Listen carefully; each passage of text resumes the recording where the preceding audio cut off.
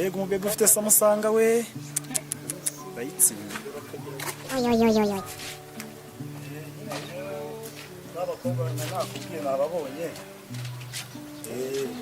gusa nabonye wenda burundu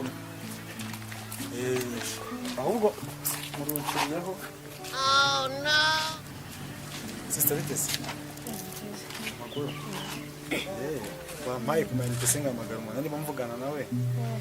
none tumaze kuvugana murukiraho kandi ni by'akazi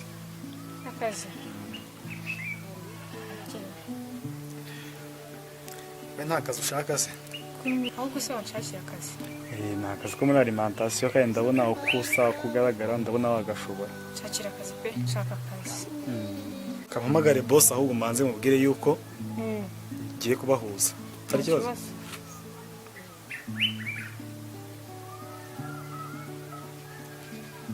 Hello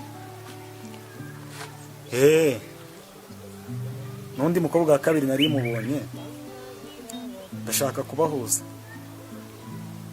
muza naho ngaho okay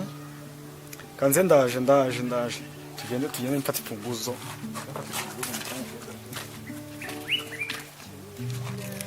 hari ibi noneho usigara ngaho mfata ifunguzo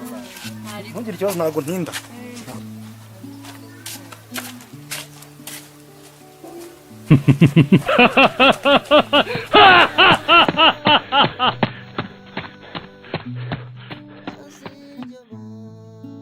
Sugo ko kanyuze